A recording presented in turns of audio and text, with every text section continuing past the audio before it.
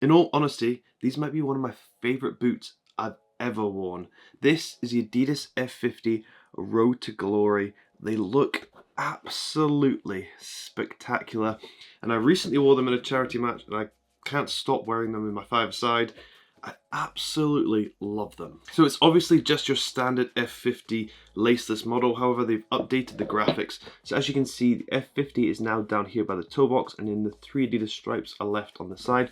And I actually really like this updated graphic, but I don't know if it's just because I love a white and gold boot, but this one, it just looks absolutely spectacular, even though it's pretty used now, and I still think they're in very good condition. So if you haven't held this boot up close, you might not know that it has very small details of purple coming from the boot. It's obviously predominantly white, black and gold, but the hint of purple really makes it stand out on the pitch, and I really do like it, especially when it's brand new and clean. After a while, it still looks good, but just not as good as it wears brand new. This is the FG model, as you can see, but it actually works very well on AG pitches as well. I've worn it on AG pitches, and I was very impressed by the sole plate. It's very responsive, snaps back into place, and the studs don't get caught in the astroturf because they are slightly conical, but then if you really want to push it, the front 3 studs are very aggressive, which is great. In terms of sizing, I went true to size in my UK 10. I'd say they fit absolutely perfectly. I was a little bit worried about slippage at the heel because it obviously is a laceless boot,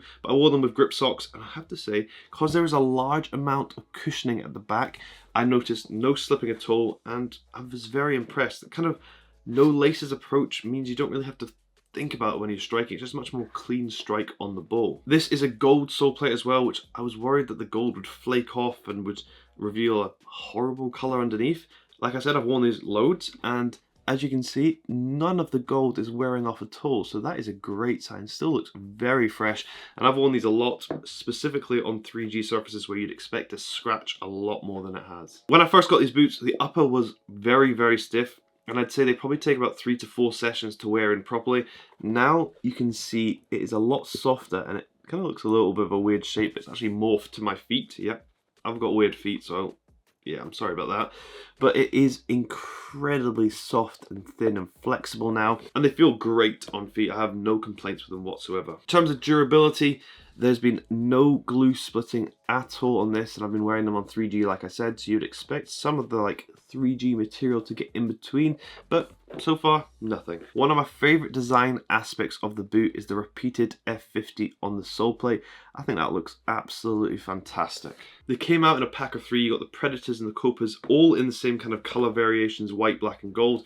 I think the F50 Laceless is by far the best looking, and now we'll take it to the pitch to test it out. I know I've worn it loads already, but I'll tell you how they fit and feel on feet. So I've just finished off testing out the Phantom 6, and now I'm going to be going to the Laceless Road to Glory Adidas F50, test these out.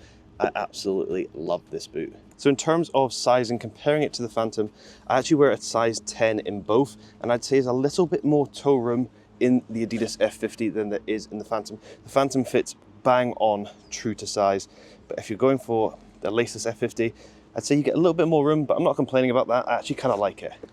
So take these off, laceless boots, so they're super easy to slide off, but just look how good they look in this colorway. Absolutely love it, especially with white socks. Yeah, don't need the shoe horn to put them on. It's very simple to slide on, and these are already comfy because I've already worn them. Yeah, these are incredibly comfy, and just look how good they look on feet. So I've worn these probably 4 times, I would say. So that's probably how long it takes to wear them in, because now they fit like a glove and I could wear these all day. The upper that Adidas has used on this pair is very good at gripping the ball, works well in wet and dry conditions.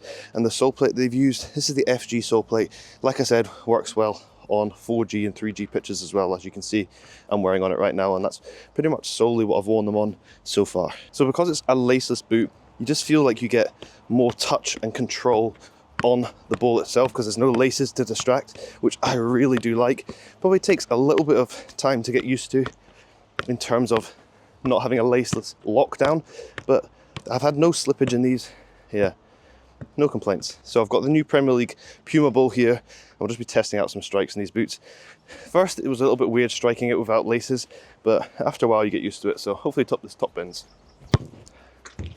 Nope.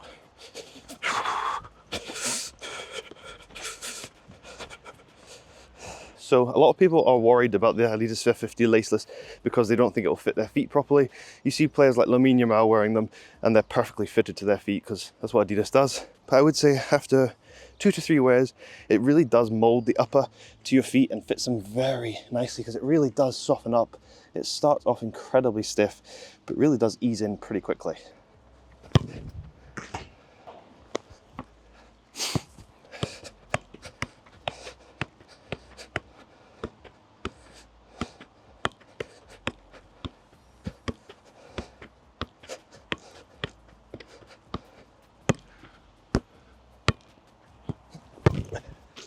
Like I said, as you can see from that strike right there, you just feel that you get a better strike on it because the laces aren't there. Right, should we try a strike across the goal?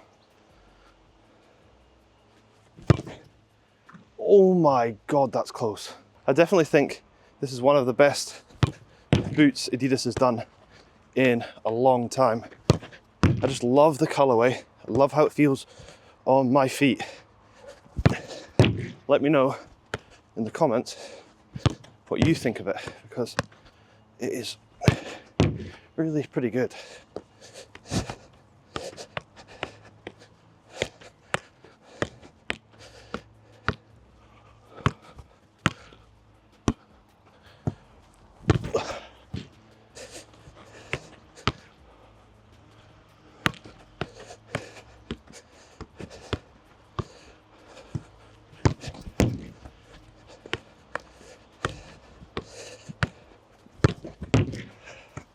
So to summarize on the Adidas F50 Road to Glory, it is definitely up there as one of my favorite boots of the year.